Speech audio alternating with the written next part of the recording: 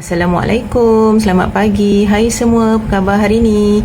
Okey, saya mendoakan agar anda semua berada dalam keadaan sihat walafiat. Ya, hari ini bersamaan dengan 2 hari bulan Oktober, okey, 2025.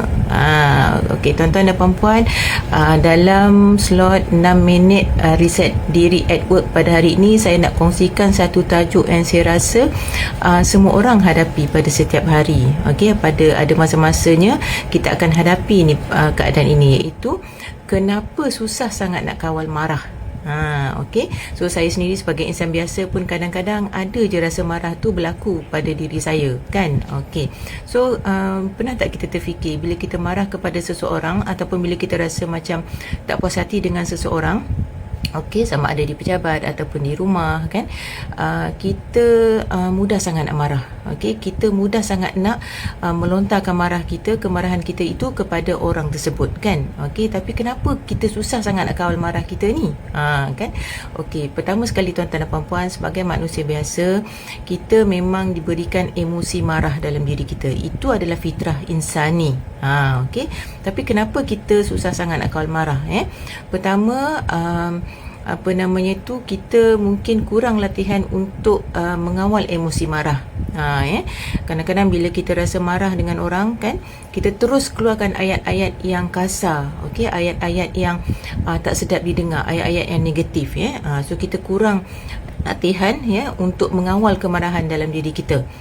Bila kita marah tu, kita terus fikir negatif, kita terus lontarkan ayat yang bila orang tu dengar pun orang tu akan rasa marah balik dekat kita, ataupun orang tu akan rasa sedih, okey, kecewa, ataupun terasalah dengan apa ayat-ayat kita tu, kan.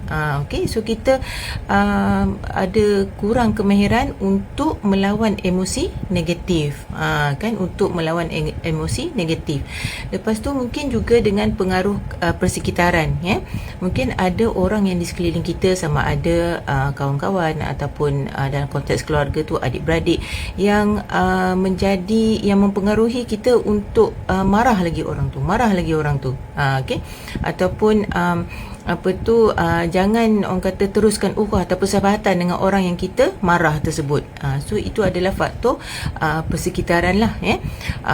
Ada juga mungkin sebab faktor keletihan ataupun kesihatan. Mungkin dalam waktu kita letih, tiba-tiba ada perkara yang membuatkan kita marah, okey, masa tak kena, kan, terus kita taburkan marah kita kepada orang tersebut. Okey, jadi macam mana nak buat ni, tuan-tuan dan puan-puan? Macam mana kita nak buat ni bila kita berada dalam keadaan marah, kan?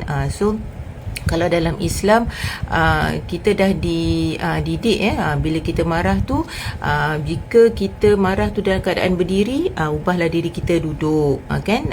So bila kita tak jalan juga, dah kita duduk tu, rasa marah tu berterusan juga, okey, lepas tu baringlah, kan, dan kita disarankan untuk ambil wuduk. Okey, kenapa kita disarankan untuk ambil wuduk ni, tuan-tuan dan puan-puan? Sebab wuduk tu mensucikan diri kita, kan, mensucikan orang kata emosi negatif dalam diri kita, kan, untuk memberi ketenangan kepada diri kita.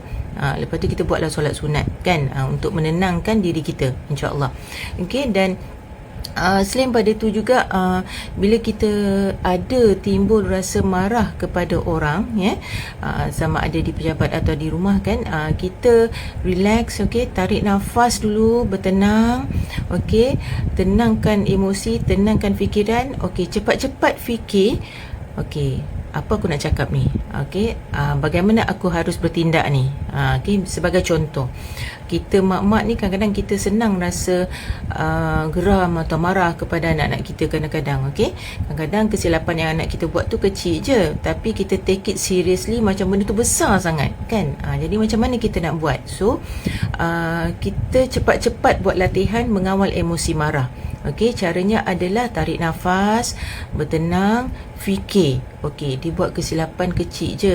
Kalau aku marah bagai nak rak, okey, tak berbaloi. Sebab bila aku marah anak aku, dia akan celarut emosi dia akan kecewa, dia akan frust dengan aku sebagai mak dia. Okey, lepas tu dia akan sedih, dia akan boleh timbul rasa kurang hormat kepada kita selepas-lepas tu. Okay.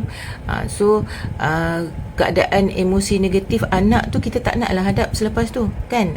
Kalau boleh kita nak elakkan, sebab kita nak kekalkan hubungan baik, okay, hubungan mak dan anak yang baik selepas-lepas tu kan. Jadi kita elakkan diri kita daripada terus berikan keadaan ataupun ayat yang negatif kepada anak-anak kita. Jadi kita bertenang, lepas tu kita rasional. Okey, aku perlu cakap ni. Okey, so baru bila kita rasional, baru kita boleh berfikir dengan positif, ya, apa yang ayat yang perlu kita keluarkan atau kita cakap pada anak kita, dengan tenang, tuan-tuan dan puan-puan. Sebab itu kalau macam saya kan, contohnya kalau saya rasa ada perkara yang tak puas hati dekat anak saya relax, bertenang dulu. Okey, ambil masa 5 ke 10 minit. Okey, pergi duduk dulu dekat dalam bilik ke apa ke kan. Sambil-sambil tu saya akan berfikir, okay, macam mana aku nak cakap dekat anak aku ni, nak bagi dia faham. So baru bila kita dah tahu apa point yang kita nak tegur ataupun cakap dekat anak kita, baru kita pergi berdepan dekat dia, cakaplah dengan baik, tuan-tuan dan puan-puan. Tu caranya lah. Selain pada tu juga kita perlu amalkan self care, tuan-tuan dan puan-puan. Kadang-kadang bila kita tak cukup tidur, okey, ataupun dalam keadaan perut kita lapar ke, misal kata kalau ada je trigger point yang menyebabkan kita marah, kita akan terus marah. Sebab itu kita biasa dengar kan, kadang-kadang kawan-kawan kita kat pejabat, kalau ada karakter-karakter yang kalau dia tak ambil breakfast pagi sebelum start buat kerja, dia akan rasa macam nak marah orang je, kan. Jadi mungkin itu dia punya kebiasaan atau rutin dia kan. Tak kisahlah, tapi maknanya kadang-kadang kita perlu fahami diri kita, apakah self care yang perlu kita tahu atau didik diri kita ni, sebelum nak memulakan apa-apa kerja.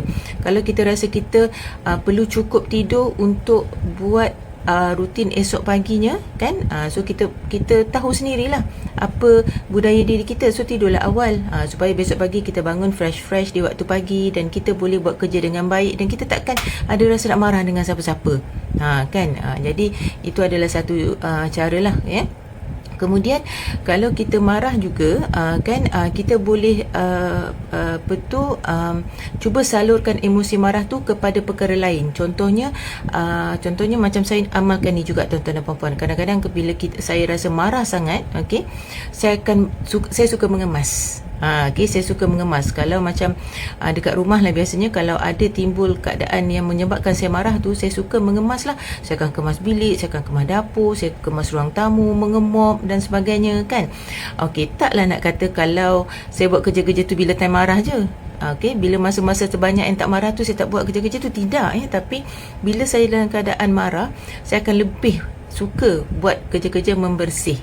Sebab pada saya dapat melontarkan kemarahan saya itu dengan aktiviti yang sihat, aktiviti yang positif. Jadi siapa-siapa pun takkan terasa dengan saya, okey, ataupun siapa-siapa pun takkan ada rasa marah balik pada saya. Kalau misal kata saya marah, lepas tu saya terus marah orang tu kan, jadi orang tu mesti terasa dengan saya, marah balik kat saya ke apa ke kan, dan hubungan jadi tak best, ya. So saya selalu menyalurkan emosi saya kepada aktiviti mengemas, tuan-tuan dan puan-puan. Itu yang saya buat lah. Ada separuh orang dia nak kawal marah dia tidur kan. Ada separuh orang dia nak kawal marah dia sumbat telinga dengar lagu. Ada separuh orang dia nak kawal marah dia macam tadilah, ambil uduk, terus buat solat sunat, terus mengaji ke, terus ataupun buat sesuatu yang lebih memberi ketenangan kepada diri masing-masing. Jadi itulah dia cara, tuan-tuan dan puan-puan, untuk kita mengelak kemarahan, daripada terus menguasai diri kita, jadi selain pada tu, kalau dari sudut Islami, selain daripada apa yang saya dah kongsikan di awal tadi, kita boleh teruskan beristighfar,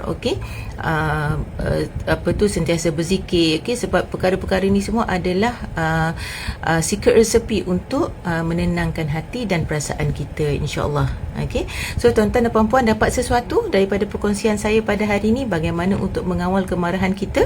Jadi saya harapkan tuan-tuan dan puan-puan dapat, orang kata, manfaat daripada perkongsian saya pada hari ini, ya. InsyaAllah kita akan bertemu lagi dalam slot 6 minit reset diri at work, pada esok hari dengan tajuk yang lebih menarik sebagai panduan kehidupan kita sehari-harian, insya-Allah. Okey, so assalamualaikum warahmatullahi wabarakatuh.